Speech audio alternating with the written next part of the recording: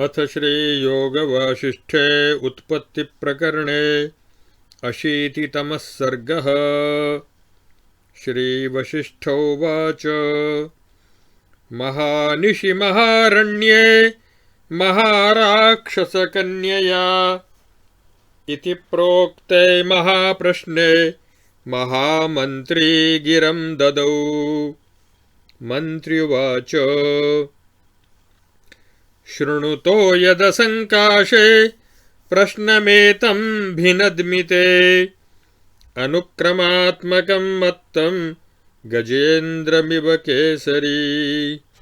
भवत्या परमात्मैष कथितः कमले क्षणे अनयैव वचो भङ्ग्या प्रश्नविद्बोधयोग्यया।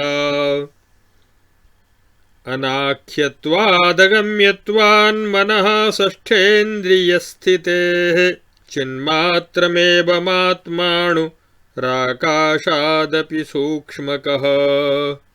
चिदणोः परमस्यान्तः सदिवापि वा बीजेऽन्तर्द्रुमसत्तेव स्फुरतीदं जगत्स्थितम्। स किञ्चिदनुभूतित्वात् सर्वात्मकतया स्वतः तदात्मकतया पूर्वं भावाः सत्तां किलागताः। आकाशं बाह्यशून्यत्वादनाकाशं तु चित्वतः अतीन्द्रियत्वान्नो किञ्चित् स एवाणुरनन्तकः। सर्वात्मकत्वात् भुक्ते च तेन किञ्चिन्न किञ्चन चिदणोः प्रतिभासा स्याद् एकस्यानेकतोदिता। असत्येव यथा हेम्नः कटकादि तथा परे एषोऽणुः परमाकाशः सूक्ष्मत्वादप्यलक्षितः मनः षष्ठेन्द्रियातीतः स्थितः सर्वात्मकोऽपि सन्। सर्वात्मकत्वान्नैवासौ शून्यो भवति कर्हिचित् यदस्ति न तदस्तीति वक्ता मन्ता इति स्मृतः। कयाचिदपि युक्त्येह सतो सत्वं न युज्यते सर्वात्मा स्वात्मगुप्तेन अपूरेणेव दृश्यते। चिन्मात्राणुः स एवेह सर्वं किञ्चिन्मनः स्थितं न किञ्चिदिन्द्रियातीत रूपत्वादमलः स्थितः। स एव चैकोनेकश्च सर्वसत्त्वात्मवेदनात् स एवेदं जगद्धत्ते जगत्कोशस्तथैव हि। इमाश्चित्तमहाम्भोधौ त्रिजगल्लवबीचयः प्रज्ञास्तस्मिन् कचन्त्यप्सु द्रवत्वाच्चक्रता इव। चित्तेन्द्रियाद्यलभ्यत्वात् सोऽणुः शून्यस्वरूपवत् स्वसंवेदनलभ्यत्वादशून्यं व्योमरूप्यपि। सोऽहं भवानेव भवान् सम्पन्नोऽद्वैतवेदनात् स भवान्न भवेन्नाहं जातो बोधो बृहद्वपुः। त्वं ताहं तात्मकं सर्वं विनिगीर्यावबोधतः न त्वं नाहं न सर्वं च सर्वं वा भवति स्वयं। गच्छन्न गच्छत्येषोऽणुर्योजनौघगतोऽपि सन् संवित्या योजनौघत्वं तस्याणोरन्तरे स्थितम्।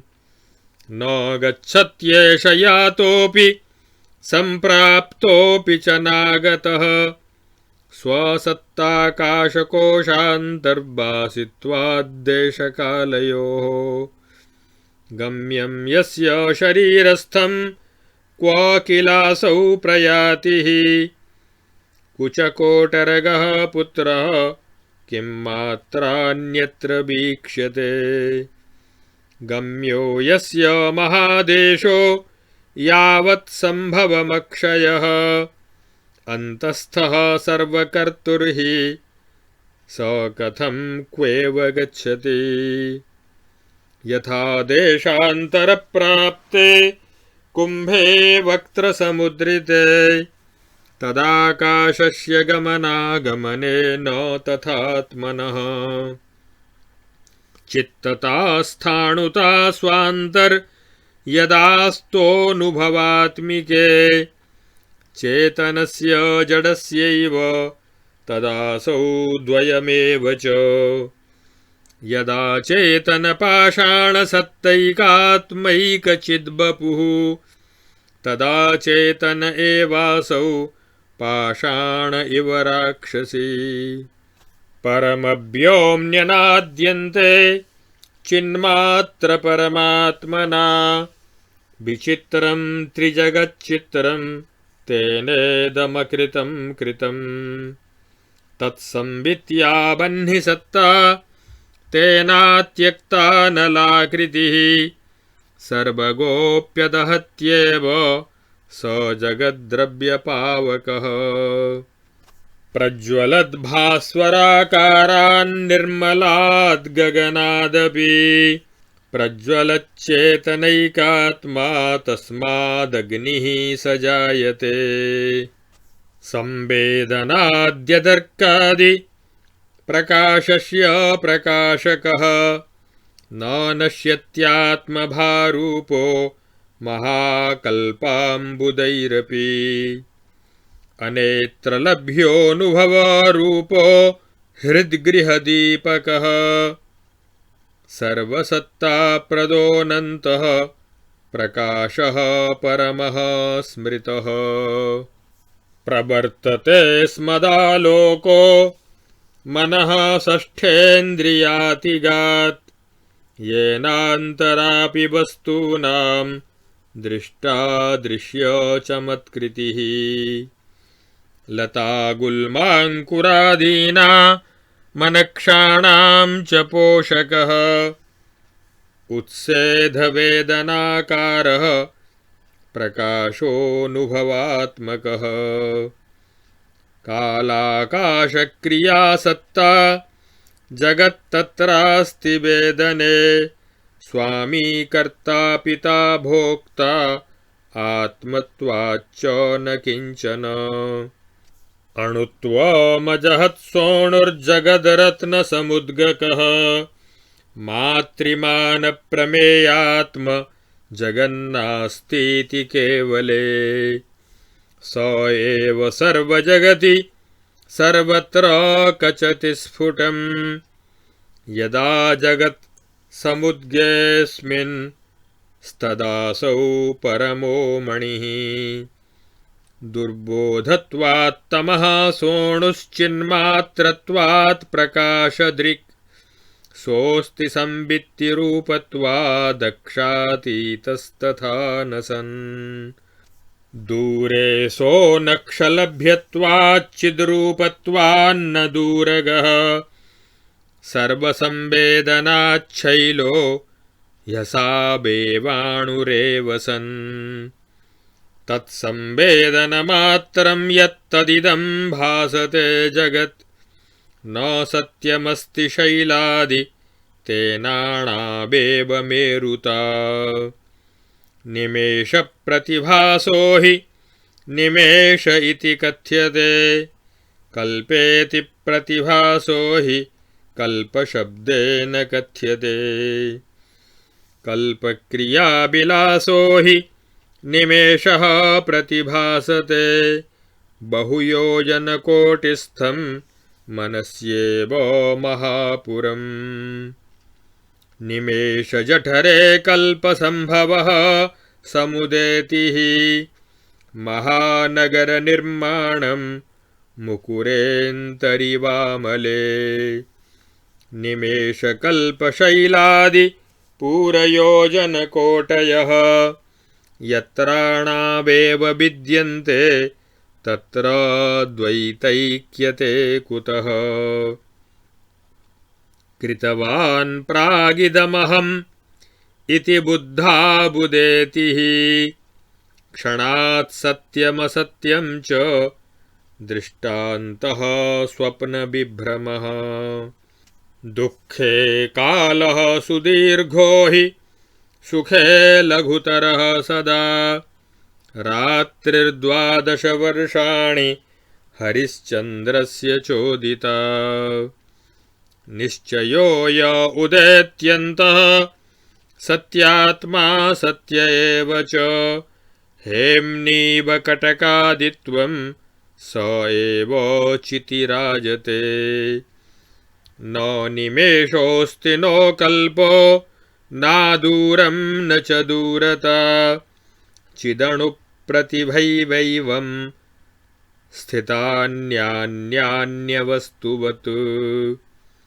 प्रकाशतमसोर्दूरादूरयोः क्षणकल्पयोः एकचिद्देहयोरेव न भेदोऽस्ति मनागपि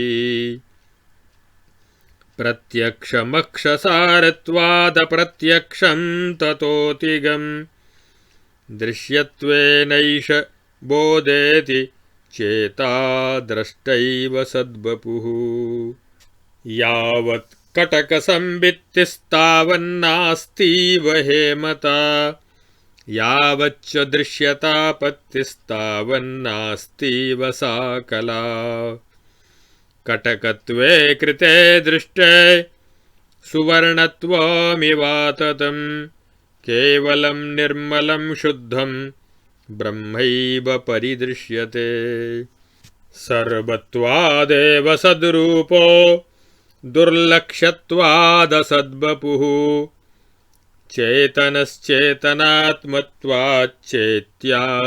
चेतनश्चेतनात्मत्वाच्चेत्यासम्भवतस्त्वचित् चिच्चमत्कारमात्रात्मन्यस्मिंश्चित् प्रतिभात्मनि जगत्यनिलवृक्षाभे चिच्चेत्यकलने कुतः यथा तापस्य पीनस्य भासनं मृगतृष्णिका एवं पीवरमद्वैतं तथा चिद्भासनं जगत् अर्कांशुभिः सूक्ष्मतरो निर्माणं यदनामयम् अस्तिता नास्तिते तत्र कल्पादेरिव कैवधीः मायायांशुकणाङ्केखे यथा कचति काञ्चनं तथा जगदिदं भाति चिच्चेत्यकलने कुतः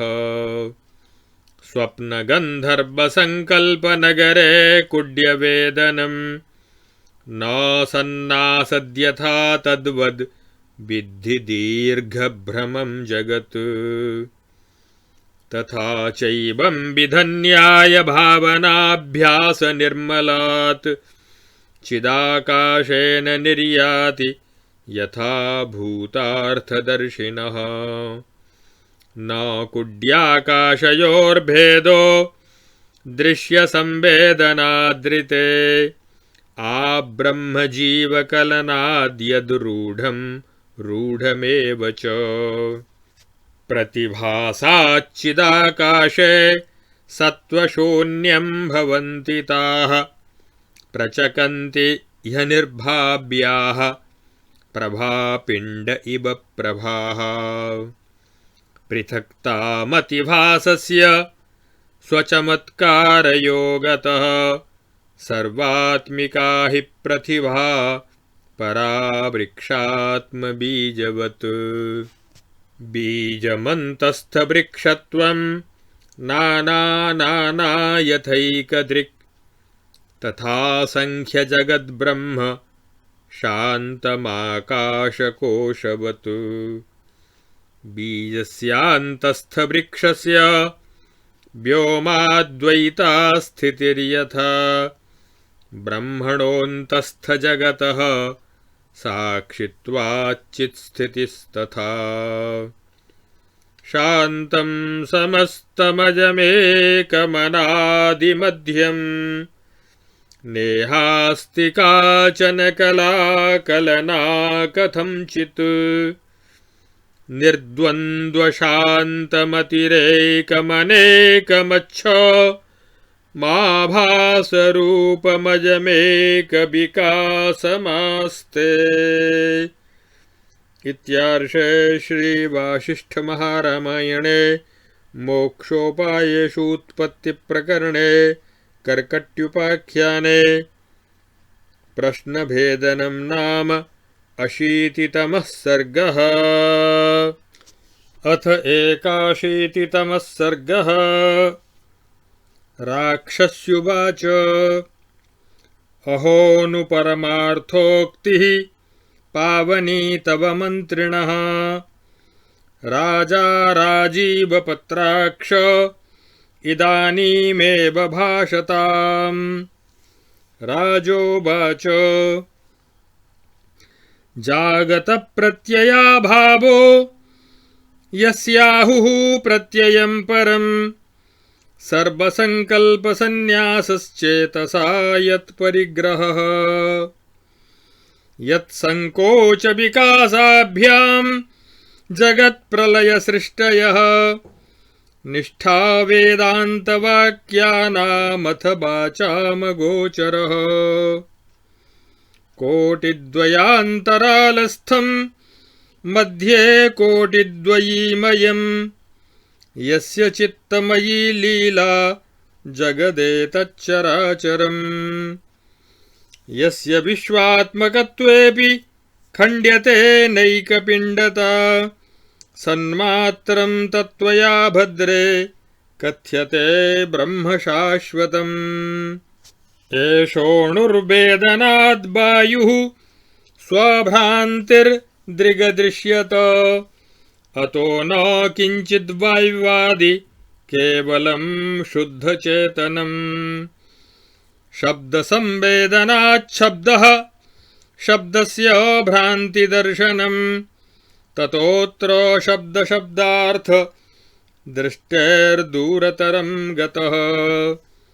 सोऽणुः सर्वं न किञ्चिच्च सोऽहं नाहं स एव च सर्वशक्त्यात्मनोऽस्यैव प्रतिभैकात्रकारणम्।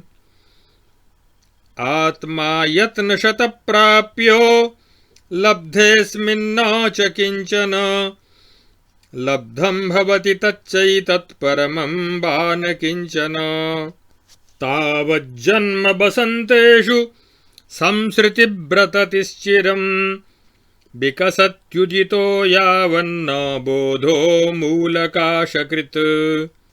अणुनानेन रूपत्वं दृश्यतामिव गच्छता तापेनाम्बुधिये वेदं स्वस्थेनैवापहारितम्। अनेन संविदणुना मेरुस्त्रिभुवनं तृणम् बमित्वा बहिरन्तस्थं मायात्मकमवेक्ष्यते। चिदणोरन्तरे यद्यद् अस्ति तद्दृश्यते बहिः सङ्कल्पेष्टालिङ्गनादि दृष्टान्तोऽत्र हि रागिणः। आदिसर्गे सर्वशक्तिश्चिद्यथैवोदितात्मना तथाशु पश्यत्यखिलं सङ्कल्पे पर्वतः स्वतः। अभिजातस्य यस्यान्तर्यद्यथा प्रतिभासते तत्तथा पश्यति वासौ दृष्टान्तोऽत्र शिशोर्मनः। परमाणुतयैवापि चिन्मात्रेणाणुना मुना परिसूक्ष्मतमेनैव विश्वं प्रपूरितम्। अणुरेव न मात्येष योजनानां शतेष्वपि सर्वगत्वादनादित्वादरूपत्वादनाकृतिः। यथा धूर्तेन खिङ्गेन पुंसा बालः प्रतार्यते शुभ्रूविकारनयन निरीक्षणविचेष्टितैः चिदालोकेन शुद्धेन सपर्वततृणं जगत् नाट्यते विरतं तद्वद् विवृत्याभिनयं सदा तेनैवानन्तरूपत्वादणुना वाससा यथा संविदा तद्भवद्बाह्ये कृत्वा मेर्वादिवेष्टितम् दिक्कालाद्यनवच्छिन्नरूपत्वान्मेरुतो बृहत् बालाग्रशतभागात्माप्येष सूक्ष्मः परोणुकः शुद्धसंवेदनाकाशरूपस्य परमाणुना शोभते न हि साम्योक्तिर्मेरुसर्षपयोरिव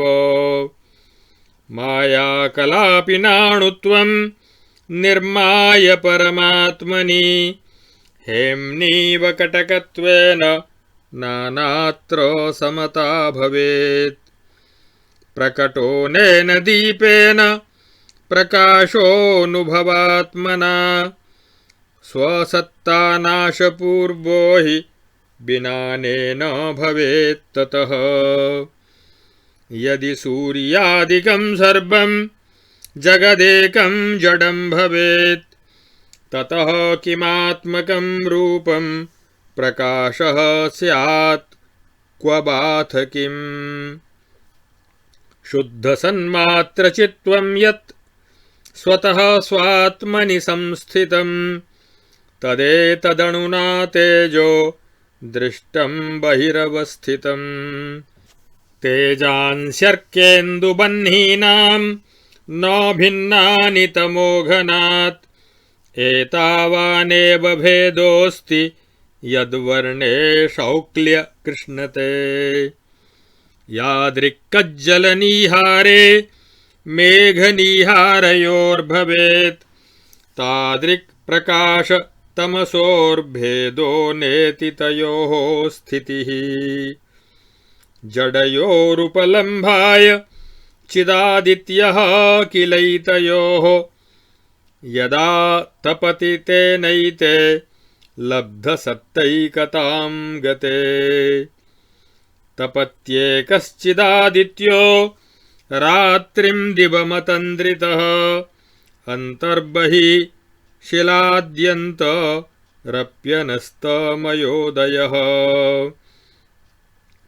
त्रिलोकी भाति तेनेयं जीवस्य प्रथितात्मनः नानोपलम्बभाण्डाढ्या कुटीकठिनकोटरा तमस्त्वं तमसो देहमविनाशयता मुना तप्यते भासया भासा सर्वमाभास्यते तमः पद्मोत्पले यथोर्केण तपता प्रकटीकृते प्रकाशतमसोः सत्ते चितैवं प्रकटीकृते अर्कः कुर्वन्नहोरात्रे दर्शयत्याकृतिं यथा चितिः सदसति कृत्वा दर्शयत्याकृतिं तथा चिदणोरन्तरे सन्ति समग्रानुभवाणवः यथा मधुरसस्यान्तः पुष्पपत्रफलश्रियः उद्यन्ति चिदणोरेते समग्रानुभवाणवः मधुमासरसाच्चित्रा इव खण्डपरम्पराः परमात्माणुरत्यन्तनिस्वादुः सूक्ष्मतावशात् समग्रस्वादुसत्तैकजनकः स्वदते स्वयं यो यो नाम रसः कश्चित् समस्तोऽप्यस्यवस्थितः प्रतिबिम्बमिवादर्शे तं विना नास्त्यसौ स्वतः त्यजता संस्थितं सर्वं चिन्मात्रपरमाणुना त्यक्तं जगदसंवित्या संवित्या सर्वमाश्रितम्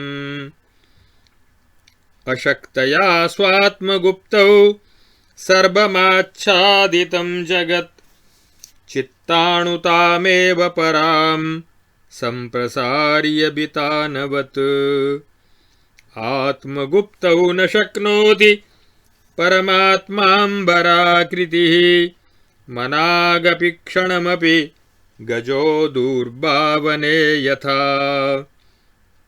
तथाप्याक्रान्तवान् विश्व ज्ञातो गोपायति क्षणात् जगद्धानाकणं बाल इबाहो घनमायिता चिन्मात्रानुनयेनेदं जगत्सन्नपि जीवति बसन्तरसबोधेन विचित्रेव बनावली चित्तसत्तैवमखिलं स्वतो जगदिवोदितं मधुमासरसोल्लासाच्चित्रो हि बनखण्डकः सत्यं चिन्मयमेवेदं जगदित्येव विध्यलं बसन्तरसमेव त्वं विद्धि पल्लवगुल्मकम् सर्वावयविसारत्वात् सहस्रकरलोचनः परमाणुरसावेव नित्यानवयवोदयः निमेषांशावबोधो हि चिदणोः प्रतिभासते यतः कल्पसहस्रौघः स्वप्ने वार्धकबाल्यवत् ततः सोऽपि निमेषोऽणुः कल्पकोटिशतान्यलं सर्वसत्ताविलासेन प्रतिभैका विजृम्भते अभुक्तवत्येव यथा भुक्तवानहमित्यलं जायते प्रत्ययस्तद्वन्निमेषे कल्पनिश्चयः अभुक्त्वा भुक्तवानस्मीत्येवं प्रत्ययशालिनः दृश्यन्ते वासनाविष्टाः स्वप्ने स्वमरणं यथा जगन्ति परितिष्ठन्ति परमाणौ चिदात्मनि प्रतिभासाः प्रवर्तन्ते तत एव हि जागताः यदस्ति यत्र तत्तस्मात् समुदेति तदेव तत् आकारिणि विकारादि दृष्टं न गगने मले चितिभूतानि भूतानि वर्तमानानि सम्प्रति भविष्यन्ति च भूतानि सन्ति बीजे द्रुमा इव निमेषकल्पावेतेन तुषेणान्नकणाविव वलितावेशचेत्याभ्यामणुः स्वात्माङ्गकं श्रितः उदासीनवदासीनो न संस्पृष्टो मनागपि एष भोक्तृत्वकर्तृत्वैः स्वात्मा सर्वजगत्यपि जगत्सत्तोदितेयं हि शुद्धचित्परमाणुतः परमाणोश्च भोक्तृत्वकर्तृत्वे केवलं स्थिते जगन्न किञ्चित् क्रियते सर्वदैव न केनचित् विलीयते च नो किञ्चित् मानुष्यादृश्यखण्डनम् सर्वं समसमाभास मिदमाकाशकोशकम् जगत्तयोपशब्दं च विध्यनाद्यं निशाचरी चिदणुर्दृश्यसिद्ध्यर्थमान्तरी चिच्चमत्कृतिं बहिरूपतया धत्ते स्वात्मनि परिसंस्थिताम् एतद्बहिष्ठमन्तस्थमस्ति शब्देन वस्तुनि उपदेशाय सत्त्वानां चिद्रूपत्वाज्जगत्त्रये द्रष्टाद्रष्टपदं गच्छन्नात्मानं सम्प्रपश्यति नेत्रदृश्याभिपातीव सदेवासदिव स्थितम् न च गच्छति दृश्यत्वं द्रष्टाह्यसदवास्तवम् आत्मन्येव न यकिञ्चित् तत्तामेति कथं परः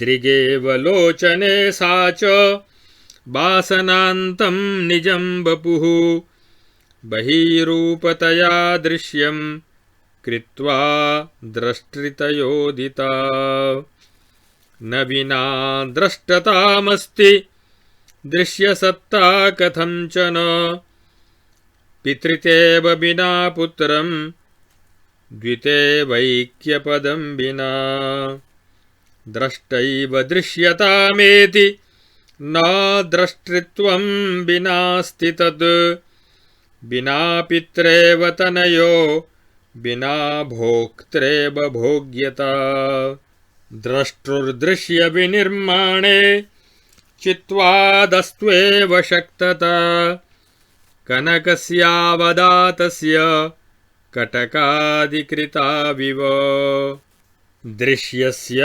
द्रष्टृनिर्माणे जडत्वान्नास्ति शक्तता कटकस्य तु हैमस्य यथा कनकनिर्मितौ चेतना दृश्यनिर्माणं चित्करोत्यसदेव सत् अकारणं मोहहेतुं हेमेव कटकभ्रमम् कटकत्वाबभासे हि यथा हेम्नो न हेमता सत्येव प्रकचत्येवं द्रष्टृदृश्यस्थितौ वपुः द्रष्टा दृश्यतया तिष्ठन् दृष्टतामुपजीवति सत्यां कटकसंवित्तौ हेमकाञ्चनतामिव एकस्मिन् प्रतिभासे हि न सत्ता दृष्टृदृश्ययोः पुंप्रत्ययप्रकचने क्व पशुप्रत्ययोदयः दृश्यं पश्यन्त्यमात्मानं न द्रष्टा सम्प्रपश्यति द्रष्टुर्हि दृश्यतापत्तौ सत्ता सत्तेव तिष्ठति बोधाद्गलितदृश्यस्य द्रष्टुः सत्तेव भासते अबुद्धे कटके स्वस्य हेम्नो कटकता यथा दृश्ये सत्यास्ति वै द्रष्टा दृश्यं द्रष्टरिभासते द्वयेन च विना नैकं नैकमप्यस्ति चानयोः सर्वं यथावद्विज्ञाय शुद्धसंविन्मयात्मना वाचामविषयं स्वच्छं किञ्चिदेवावशिष्यते आत्मानं दर्शनं दृश्यं दीपेनेवावभासितं कृतं च सर्वमेतेन चिन्मात्रपरमाणुना मातृमानप्रमेयाख्यं बुधो निगिरतित्रयं हेमेव कटकादित्वमसन्मयमुपस्थितम् यथा न जलभूम्यादेः पृथक् किञ्चिन्मनागपि तथैतस्मात् स्वभावाणोर्न किञ्चित् पृथगस्ति सर्वगानुभवात्मत्वात् सर्वानुभवरूपतः एकत्वानुभवन्याये रूढे सर्वैकतास्य हि अस्येच्छया पृथङ् नास्ति बीचितेव महाम्भसः इच्छानुरूपसम्पत्तेर्भावितार्थैकता किल दिक्कालाद्यनवच्छिन्नः परमात्मास्ति केवलः सर्वात्मत्वात् स सर्वात्मा सर्वानुभवतः स्वतः सन्नेषचेतनात्मत्वाद्दर्शनानवबोधतः द्वैतैक्येनात्र विद्येते सर्वरूपे महात्मनि यदि कश्चिद्द्वितीयः स्यात् तदैकस्यैकता भवेत् द्वैतैक्ययोर्मिथा सिद्धिरातपच्छाययोरिव यत्र नास्ति द्वितीयो हि तत्रैकस्यैकता कथम् एकतायामसिद्धायां द्वयमेव न विद्यते एवं स्थिते तु यस्तिष्ठंस्तत्तादृक्तदिवास्ति तस्मान्न व्यतिरिक्तं तद्रूपं द्रव इवाम्भसः नानारम्भविभासं च साम्येनाक्षुब्धरूपिणः बीजस्यान्तस्तरुरिव ब्रह्मणोऽन्तः स्थितं जगत् द्वैतमप्यपृथक् तस्माद्धेम्नः कटकता यथा सम्यग् बुद्धावबोधो हि द्वैतं तच्च न सन्मयम् यथा द्रवत्वं पयसः स्पन्दनं मातरिश्वनः व्योम्नः शून्यत्वमेवं हि न पृथग्द्वैतमीश्वरात् द्वैताद्वैतोपलम्भो हि दुःखायैव क्रियात्मने निर्गुणोऽनुपलम्भो यस्त्वेतयोस्तत्परं विदुः मातृमानप्रमेयादिर्द्रष्टृदर्शनदृश्यता एतावज्जगदेतच्च परमाणौचितिस्थितम् अयं जगदणुर्नित्यमेतेनाणुसुमेरुणा स्पन्दनं पवनेनेव स्वाङ्ग एव कृताकृतः अहो नु भीमा मायेयमथवा मायिनां परा परमाण्वन्तरे वास्ति यत्रैलोक्यपरम्परा अथासम्भवमायित्वमेवैतत्सर्वदा स्थितं चिन्मात्रपरमाणुत्वमात्रमेव जगत्स्थितिः अन्तर्गतजगज्जालोऽप्येषोऽणुः साम्यमत्यजन् स्थितोऽन्तस्थ बृहद्वृक्षं बीजं भाण्डोदरे यथा बीजेऽन्तर्वृक्षविस्तारः स्थितः सफलपल्लवः परया दृश्यते दृष्ट्या जगच्च चिदणुदरे स शाखाफलपुष्पं स्वमजहद्बीजकोटरे यथा तरुः स्थितस्तद्वद्विकासि चिदणोर्जगत् संस्थितं द्वैतमद्वैतं बीजकोश इव द्रुमः जगच्चित्परमाण्वन्तर्यः पश्यति स पश्यति न द्वैतं नैव चाद्वैतं न च बीजं न चाङ्कुरः न स्थूलं न च वा सूक्ष्मं नाजातं जातमेव च न चास्ति न च नास्तीदं न सौम्यं क्षुभितं न च त्रिजगच्चिदणोरन्तः खवायुव्यपि न किञ्चन न जगन्नाजगच्चास्ति विद्यते चित्परा शुभा सर्वात्मिका यदा यत्र सा यथोदेति तत्तथा उदेत्यनुदितोऽप्येष स्वयं वेद न जृम्भितः परमात्मानुरेकात्मा समग्रात्मतयैव खे द्रुमो भूमौ स्वबीजत्वमिवोदेत्यनुदेत्यपि परं तत्त्वं जगद्भक्त्या जगत्तां स्वोदयेन च द्रुमो बीजतयैवाशु न सन्त्यक्तसमस्थितिः तिष्ठत्यपगतस्पन्दस्त्यागात्यागपरोऽणुकः विसतन्तुर्महामेरुः परमाणोरपेक्षया दृश्यं किल विषेत्तन्तुरदृश्याक्ष्णापराणुता विसतन्तुर्महामेरुः परमाणोः किलात्मनः तस्यैव तद्घनाः स्वान्तः स्थिता मेर्वादिकोटयः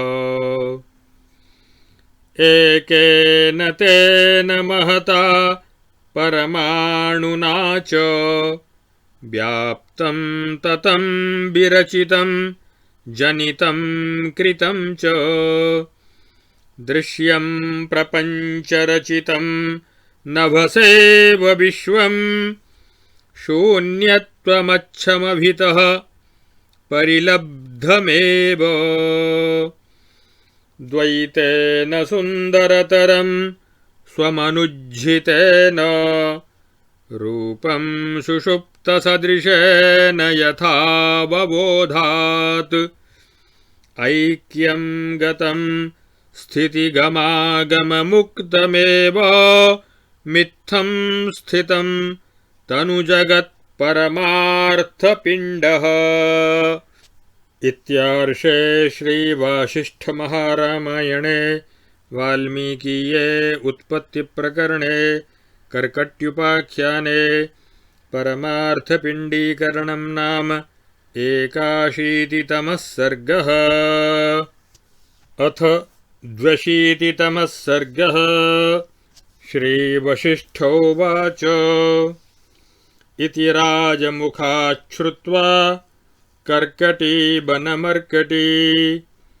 अबबुद्धपदान्तं स्वं जहौ मत्सरचापलम् अन्तःशीतलतामेत्य विश्रान्तिमपतापताम् प्राप्ता प्रावृण्मयूरीव सज्योत्स्नेव कुमुद्वती तथा राजगिरा तस्या आनन्द उदभूद्भृशं गर्भेऽन्तः खेबलाकाया रवेणेव पयोमुचः राक्षस्युवाच अहो बत पवित्रेयं भवतोर्भाति सेमुषी अनस्तमितसारेण प्रबोधार्केण भासिता शीता समरसा शुद्धा ज्योत्स्नेव शशिमण्डलात् विवेककणिकां श्रुत्वा भवतो हृदयादियम् विवेकिनो जगत्पूज्याः सेव्या मन्ये भवादृशाः सत्सङ्गात् सविकासास्मि चन्द्रेणेव कुमुद्वती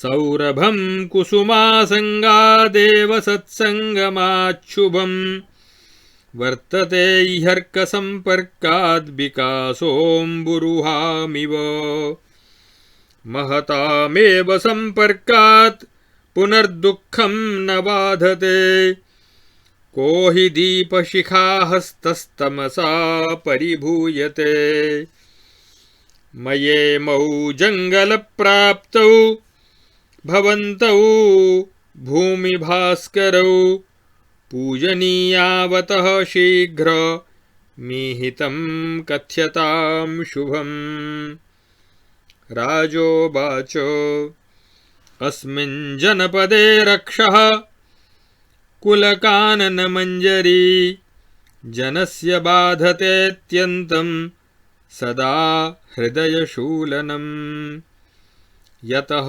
सर्वैव जनता तप्ता दृढविसूचिका मण्डलेन नु तेनाहं निर्गतो रात्रिचर्यया शूलादिहृदये नृणां न शाम्यति यदौषधैः ततोऽहं त्वद्विधप्रोक्तमन्त्रार्थेन विनिर्गतः त्वादृशस्य च लोकस्य मुग्धलोकाभिघातिनः निग्रहार्थं प्रवृत्तिर्मे सा च सम्पत्तिमेत्यलम् एतावदेव च शुभे त्वयाङ्गीक्रियतां वचः भूयो भवत्या प्राणा हि हिंसनीया न कस्यचित् राक्षस्युवाच बाढमेवं करोम्यद्य प्रभृत्य वितथं प्रभो सत्यमेव न किञ्चिद्धि हिंसनीयं मयाधुना राजोवाच यद्येवं फुल्लपद्माक्षि परदेहैकभोजने किं स्याच्छरीरवृत्यै स्थिताया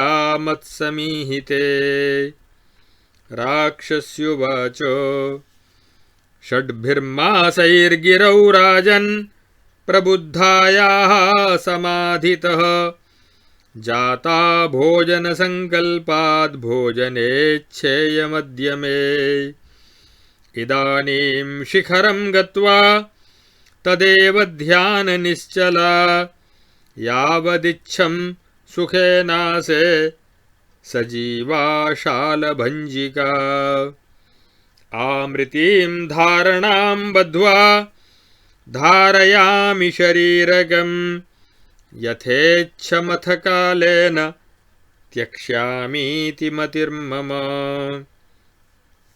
आशरीरपरित्यागमिदानीं न मया नृप हिंसनीयाः परप्राणास्तेनेदं मद्वचः शृणु हिमवान्नाम शैलोऽस्ति शरच्चन्द्रांशुनिर्मलः य उत्तराशाहृदये स्पृष्टपूर्वापरार्णवः तत्राहं निवसाम्यग्रे हेमशृङ्गदरीगृहे आयसी मेघलेखेव कर्कटी नाम राक्षसी तपसोपार्जितो ब्रह्मा जनतामारणेच्छया विसूचिका प्राणहरास्यां सूच्यात्मेति भोमया तस्मात् सम्प्राप्तवरया बहून् वर्षगणान्मया भुक्ता विसूचिकात्वेन जनता जीवबाधनैः त्वया न गुणिनो हिंस्या इति मे ब्रह्मणा ततः नियमार्थं महामन्त्रस्तदा यत्तास्मि संस्थिता सोऽयं प्रगृह्यतां तेन सर्वं हृदयशूलनं शममेष्यति लोकेऽस्मात् का कथा मत्कृते भ्रमे विततैवास्मि हिंसायां यत्पुरा हिंसितं मया जनस्य हृदयं तेन नाड्यो वैधुर्यमागताः हिंसित्वा रक्तमांसानि सन्त्यक्ता ये महाजनाः तेभ्यो विधुरनाडीभ्यो ये जातास्ते पितादृशाः राजन् विसूचिका मन्त्रः सोऽयं सम्पन्न एव ते न हि सत्त्ववतामस्ति दुस्साध्यमिह किञ्चन अतो दुर्नाडिकोशेषु शूलानां परिशान्तये मन्त्रो यो ब्रह्मणा प्रोक्तो राजन् शीघ्रं गृहाणतम् आगच्छ निकटं नद्या गच्छामस्तत्र भूमिप स्वाचान्ताभ्यां संयताभ्यां भवद्भ्यां सुमता ददे। श्रीवसिष्ठोवाच इति तस्यां तदा रात्र्यां राक्षसी मन्त्रिभूभृतः जग्मुस्ते सरितस्तीरं मिथः सञ्जातसौहृदाः अन्वयव्यतिरेकेण राक्षस्याः सौहृदं तदा ज्ञात्वा स्थितौ तौ स्वाचान्ता बुभावन्ते निवासिनौ तया ब्रह्मोपदिष्टोऽसौ ततस्ताभ्यां यथाक्रमम् स्नेहाद्विसूचिका मन्त्रः प्रदत्तो जपसिद्धिदः ततः सञ्जातसौहार्दौ तौ विसृज्य निशाचरी यदा गन्तुं प्रवृत्तासौ तदा राजाब्रवीद्वचः राजोवाच गुरुस्त्वं नौ महादेहे वयस्या च सुनिर्वृता निमन्त्रयावहे यत्नाद् ग्रासाय तव सुन्दरी न चास्मत्प्रणयं प्रीता वितथी कर्तुमर्हसि सौहार्दं सुजनानां हि दर्शनादेव वर्धते लघुसौभाग्यसंयुक्तं कृत्वाकारं मनोरमम् आगच्छास्मद्गृहं भद्रे तत्र तिष्ठ यथा सुखम् राक्षस्युवाच मुग्धस्त्रीरूपधारिण्यै दातुं शक्तोऽसि भोजनं सन्तर्पयसि मां केन राक्षसाकारधारिणीम् रक्षोन्नमेव सन्तुष्ट्यै न सामान्यजनाशनं पूर्वसिद्धस्वभावोऽयमादेहं न निवर्तते राजोवाच हेमश्रग्दामबलिता दिनानि कतिचिद्गृहे मम स्त्रीरूपिणी तिष्ठ यावदिच्छमनिन्दिते ततो दुष्कृतिनश्चौरान् बध्यान् शतसहस्रशः मण्डलेभ्यः समानीय ददे तुभ्यं सुभोजनम् कान्तारूपं परित्यज्य गृहीत्वा राक्षसं वपुः आदाय बध्याञ्छतशः पुरुषांस्तान् सुसञ्चितान् नयस्व हिमवच्छृङ्गं तत्र भुङ्क्ष्व यथा सुखम् महाशनानामेकान्ते भोजनं हि सुखायते तृप्ता निद्रां मना कृत्वा भवभूयः समाधिभाक् समाधिविरता भूयोऽप्यागत्य पुनरन्यदा नेष्यस्यन्यान् बध्यजनान् हिंसा नैषां च धर्मतः स्वधर्मेण च हित्वैव महाकरुणया समा त्वं समेष्यसि चावश्यं मां समाधिविरागिणी असतामपि संरूढं सौहार्दं न निवर्तते राक्षस्युवाच युक्तमुक्तं त्वया राजन् करोम्येवमहं सखे सौहार्देन प्रवृत्तस्य को वाक्यं नाभिनन्दति श्रीवसिष्ठोवाच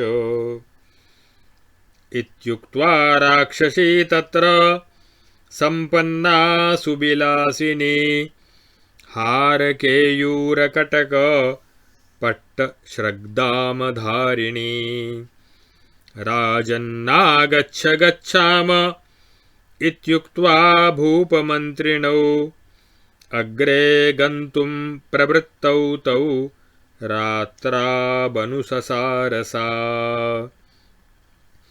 अथ ते पार्थिवगृहं प्राप्यतां रजनीं मिथः कथयैकगृहे रम्ये क्षपयामासुरादृताः प्रभातेऽन्तःपुरे तस्थौ पुरन्धीजनलीलया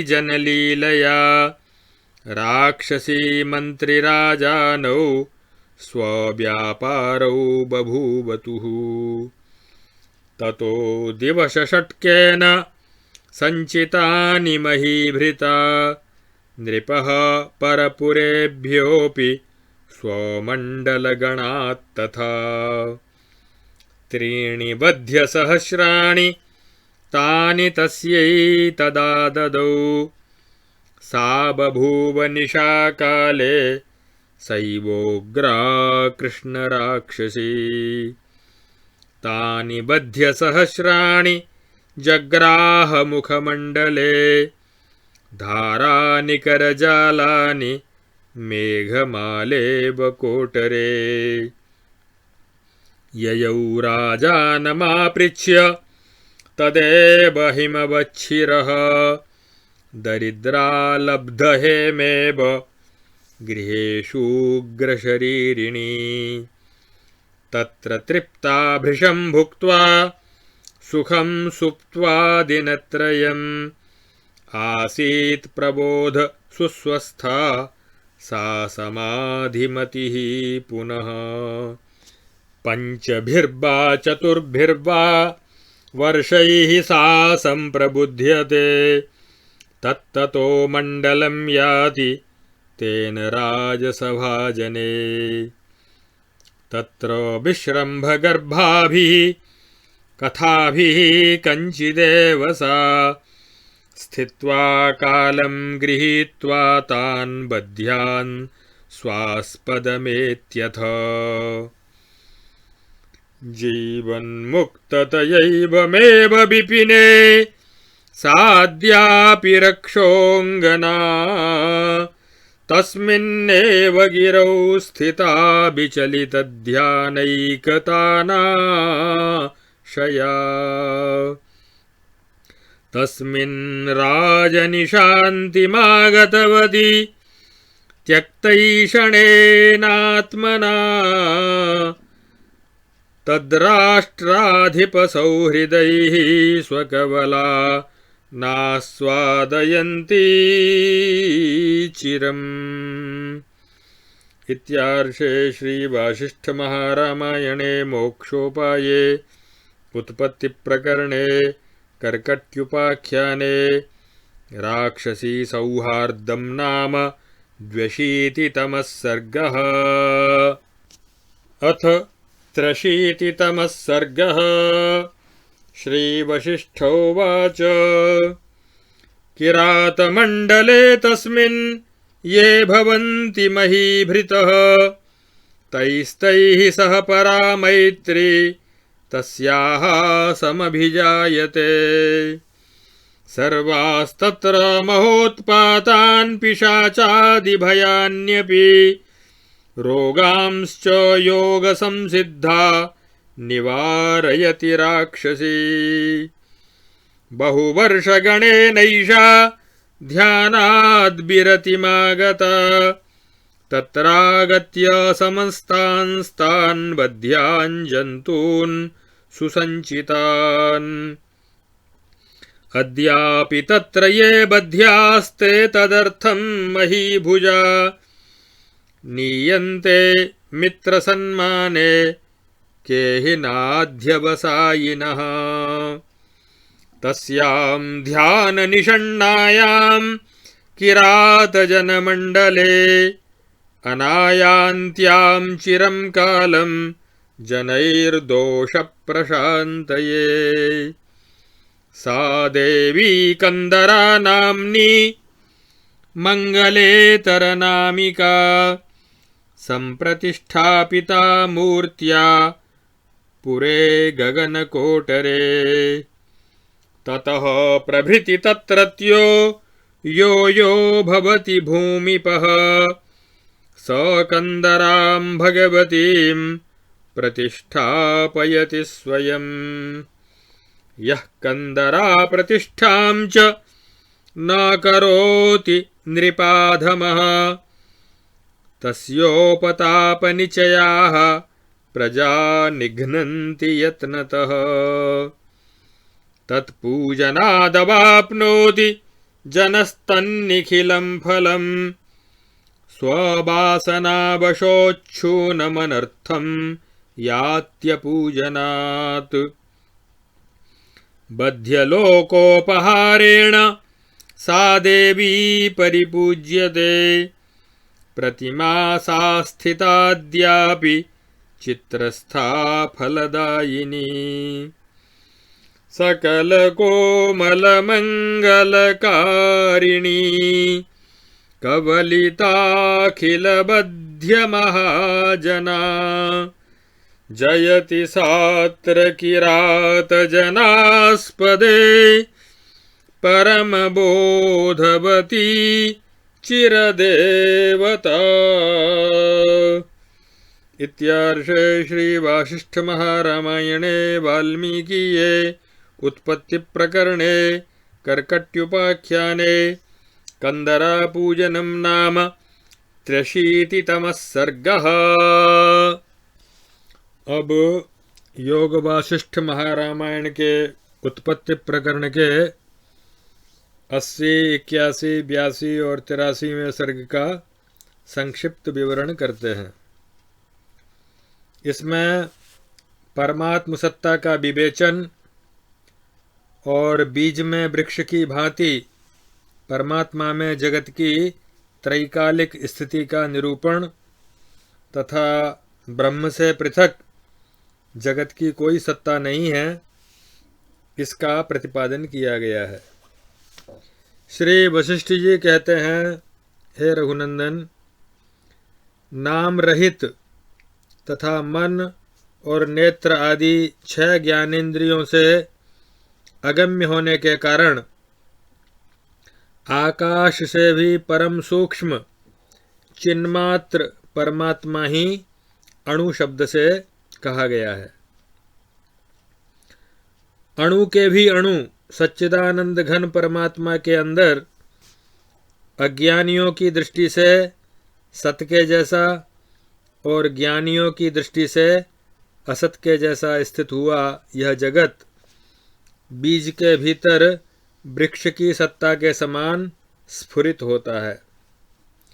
संपूर्ण वस्तुओं की सत्ता वास्तविक सत्ता के अधीन होती है। उसको यदि और किसी के अधीन माने तो भूल होगी।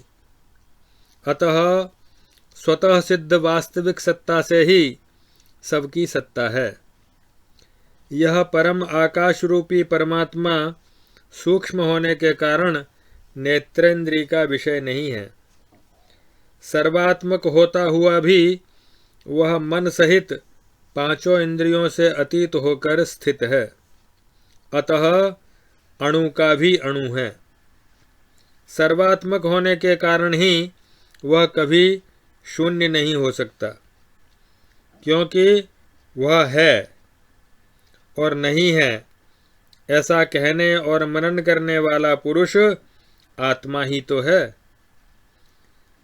फिर उसकी असत्ता कैसे कही जा सकती है?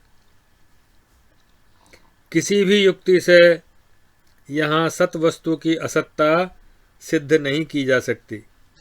जैसे कपूर अपनी सुगंध से प्रतीत होता है, वैसे ही सर्वात्मा सर्वव्यापी रूप से अनुभव में आता है। अणु का भी अणु चेतन परमात्मा ही सब कुछ है। मन और इंद्रियों की वृत्ति से नानात्व की प्रतीति होने के कारण मनः परिच्छिन्न रूप से वह सर्वात्मक है। और इंद्रियातीत होने के कारण वह निर्मल परमात्मा नित्य सत्तावान होकर भी कुछ प्रतीत नहीं होता, इंद्रियों का विषय नहीं होता। वही एक है और संपूर्ण जीवों के अंतःकरण में आत्मा रूप से अनुभूत होने के कारण अनेक भी है। वही अपने संकल्प से इस संपूर्ण जगत को धारण करता है। अतः जगत रूपी रत्नों का कोश भी वही है। जैसे जिसका मुंह बंद है, ऐसे घड़े को अन्य देश में ले जाने पर उसमें स्थित आकाश का गमन और आगमन नहीं होता, उसी प्रकार देह रूपी उपाधि के गमनागमन से आत्मा का गमनागमन नहीं हो सकता। चिन्मय परमात्मा अपनी चेतना से सूर्य आदि के प्रकाश का भी प्रकाशक है और महाकल्प के प्रलयकालीन मेघों से भी वह नष्ट नहीं होता, क्योंकि वह स्वयं प्रकाश रूप एवं अविनाशी है। वह सच्चिदानंद घन परब्रह्म नेत्रों से नहीं देखा जा सकता, क्योंकि वह अनुभव रूप हृदय मंदिर को प्रकाशित करने वाला, सबको सत्ता देने वाला अनंत और परम प्रकाश स्वरूप बताया गया है। आकाश आदि देश काल और क्रिया आदि की सत्ता एवं जगत उसी ज्ञान स्वरूप परमात्मा में प्रतीत होते हैं। वही सबका स्वामी, कर्ता, पिता और भोक्ता है। वास्तव में परमात्मा होने के कारण उसका किसी से कुछ भी संबंध नहीं है। न निमेष है, न कल्प है, न सामीप्य है, न दूरी ही है। चेतन परमात्मा का संकल्प ही अन्यान्य वस्तुओं के रूप में स्थित है, इसके अतिरिक्त और कुछ नहीं है। इस प्रकार जगत के मिथ्यात्व का उपादन करने वाले न्यायों, युक्तियों की बारंबार भावना रूप अभ्यास के द्वारा निर्मल हुए मन से जिसने पारमार्थिक वस्तु का, ब्रह्म का दर्शन कर लिया है, उस पुरुष की अविद्या का नाश हो जाने के कारण चिदाकाश में उसे फिर संसार की प्रतीति नहीं होती। जैसे बीज के भीतर स्थित हुए वृक्ष की सत्ता अत्यंत सूक्ष्म होने के कारण आकाश के तुल्य है, उसी तरह ब्रह्म के भीतर स्थित हुए जगत का परमात्मा साक्षी है। इसलिए जगत का साक्षी से पृथक प्रतीति न होने के कारण सच्चिदानंद रूप से ही उसकी स्थिति है। शांत, सर्वात्मक, जन्म रहित, अद्वितीय, आदि और मध्य से शून्य, निर्द्वंद्व, माया के कार्य से रहित, जगत रूप में नाना सा प्रतीत होता हुआ भी वास्तव में एक विशुद्ध ज्ञान स्वरूप अजन्मा सच्चिदानंद घन ब्रह्म ही है। उसमें किसी प्रकार की कोई कल्पना किसी तरह भी संभव नहीं है।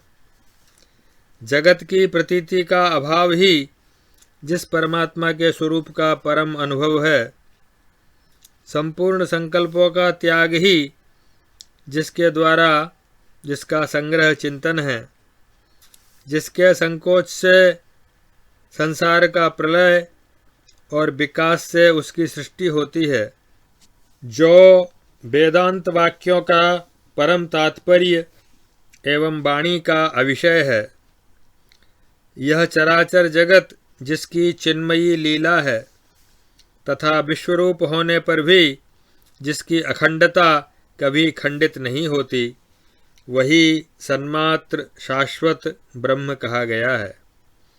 वह अणु से भी अणु परमात्मा अपने संकल्प से वायु बन जाता है, किंतु उसकी वह भ्रमरूपता भ्रांत दृष्टिमूलक है। अतः वास्तव में वह वायु आदि कुछ भी नहीं है, केवल शुद्ध चेतन ही है। वही परमात्मा शब्द के संकल्प द्वारा शब्द बन जाता है, किंतु उसकी शब्दरूपता का दर्शन भ्रम मूलक है। वास्तव में तो वह शब्द और शब्दार्थ की दृष्टि से बहुत दूर है। उस परमात्मा की प्राप्ति के सैकड़ों साधन हैं। उसके प्राप्त होने पर कुछ भी पाना शेष नहीं रह जाता। वही परम प्राप्तव्य है, उसके सिवाय और कुछ नहीं है। जो अणु का भी अणु केवल चिन्मय और अत्यंत सूक्ष्मतम है, उस परमात्मा से यह संपूर्ण विश्व सब ओर से परिपूर्ण है। अणुरूप होता हुआ भी यह परमात्मा सैकड़ों अनंत योजनों में भी नहीं समाता, क्योंकि वह सर्वव्यापी, अनादि और रूप रहित होने के कारण निराकार है। जैसे मेरू पर्वत की सरसों के साथ तुलना करना उचित नहीं है, उसी तरह शुद्ध ज्ञानमय चेतना का स्वरूप परमात्मा की परमाणु के साथ तुलना करना शोभा नहीं देता। जैसे प्रतिबिंब दर्पण में ही पड़ता है, उसी प्रकार जल में जो कोई भी संपूर्ण रस है वह परमात्मा का आश्रय लेकर ही स्थित है। परमात्मा के बिना स्वतः उसकी कोई सत्ता नहीं है। जिसने संकल्प रहित होने पर इस जगत को त्याग दिया, इसका अभाव कर दिया और अपने संकल्प से ही पुनः संपूर्ण जगत को उत्पन्न किया है, जगत का अभाव करने वाले उस अणु से भी अणु चिन्मय परमात्मा ने इस समस्त विश्व को व्याप्त कर रखा है। जैसे सपने में एक ही निमेष में बाल्यावस्था से लेकर बुढ़ापे तक का बोध होता है, उसी प्रकार उस सूक्ष्म चिन्मय परमात्मा में निमेषांश का ज्ञान ही सहस्रों कल्पों के समान प्रतीत होता है। इसलिए वह सूक्ष्म परमात्मा निमेष रूप होता हुआ ही शतकोटि कल्पों का समूह है। अणु से भी अणु सच्चिदानंद घन परमात्मा में संपूर्ण जगत स्थित है और उसी से जगत की सारी प्रतीतियां होती हैं। जैसे बीज में भावी वृक्ष रहते हैं, वैसे ही चिन्मय परमात्मा में भूत, वर्तमान और भविष्य तीनों कालों के प्राणी सदा विद्यमान रहते हैं। यह परमात्मा संपूर्ण जगत में उदासीन की भांति स्थित है। कर्तापन और भोक्तापन से उसका थोड़ा सा भी स्पर्श या संबंध नहीं है। परमात्मा इस जगत के बाहर भी स्थित है और इसके भीतर भी। यह बात तीनों लोकों में अधिकारी प्राणियों के उपदेश से कही जाती है। यह बाह्य और आंतरिक स्थिति का भेद शब्द तक ही सीमित है, वस्तु में नहीं है, क्योंकि वस्तु चेतन रूप है। अतः उसमें उक्त भेद का होना कदापि संभव नहीं है। दृष्टा परमात्मा दृश्य जगत का रूप धारण नहीं कर सकता, क्योंकि दृश्यत्व असत है एवं अवास्तविक है। जो कोई भी वस्तु परमात्मा में है ही नहीं, परमात्मा उसका स्वरूप कैसे धारण कर सकता है। व्यवहार दृष्टि से दृष्टा ही दृश्य भाव को प्राप्त होता है। जैसे पिता के बिना पुत्र और भोक्ता के बिना भोग्य नहीं है, उसी प्रकार दृश्य के बिना दृष्टापन भी नहीं है, अथवा दृष्टा के बिना दृश्यपन भी नहीं है। जैसे विशुद्ध सुवर्ण में यह सामर्थ्य है कि उसका कंगन आदि बन सके, उसी प्रकार चिन्मय होने के कारण दृष्टा में यह शक्ति है कि वह दृश्य का निर्माण कर सके। जैसे सोने का कड़ा यह सामर्थ्य नहीं रखता कि वह सुवर्ण का निर्माण कर सके। उसी प्रकार जड़ होने के कारण दृश्य में यह शक्ति नहीं है कि वह दृष्टा का निर्माण कर सके।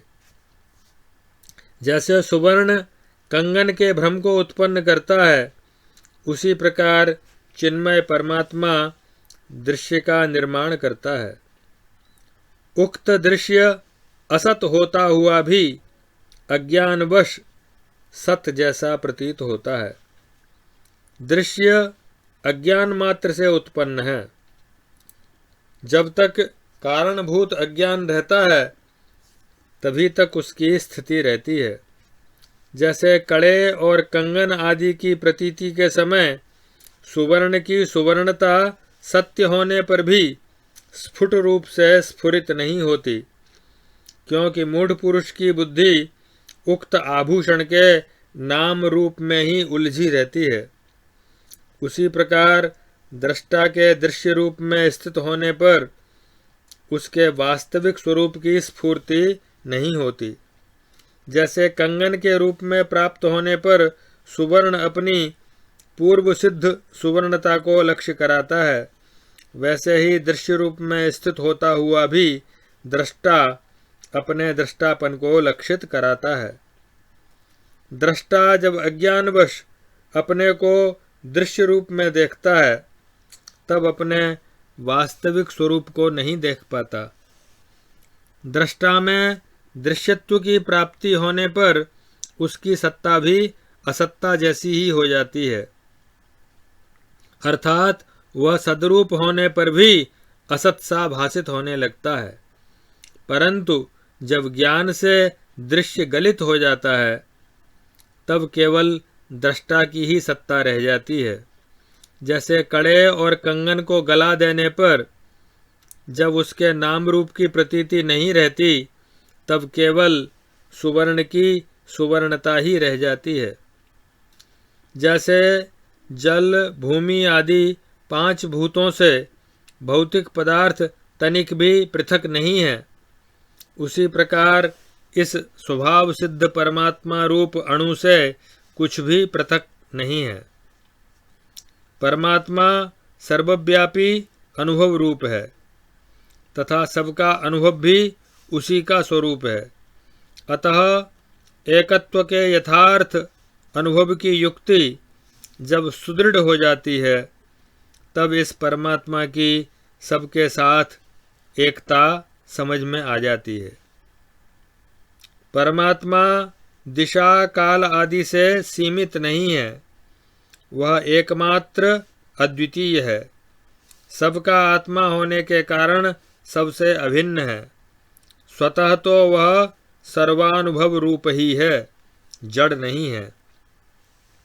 जैसे कड़े या कंगन की सत्ता सुवर्ण से पृथक नहीं है, उसी प्रकार द्वैत भी ब्रह्म से अलग नहीं है। जिसे भली भांति ऐसा ज्ञान हो चुका है उसका वह ज्ञान ही द्वैत है और वह ज्ञान सत नहीं है।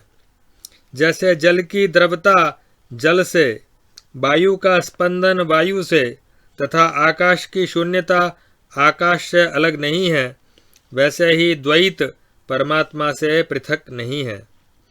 द्वैत और अद्वैत की प्रतीति दुख रूप प्रवृत्ति की सिद्धि के लिए ही है, निवृत्ति के लिए नहीं। वास्तव में इन दोनों की अनुपलब्धि या अप्रतीति है, वह यदि अच्छी तरह समझ में आ जाए तो ज्ञानी पुरुष उसी को परम पद कहते हैं।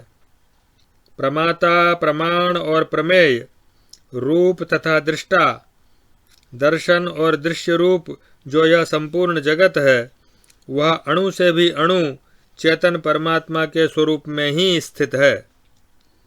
जैसे वायु अपने शरीर में ही स्पंदन को उत्पन्न करती है और लीन भी कर लेती है, उसी प्रकार अणु से भी अणु परमात्मा ने अपने स्वरूप में इस जगत रूपी अणु को अनेक बार उत्पन्न और विलीन किया है।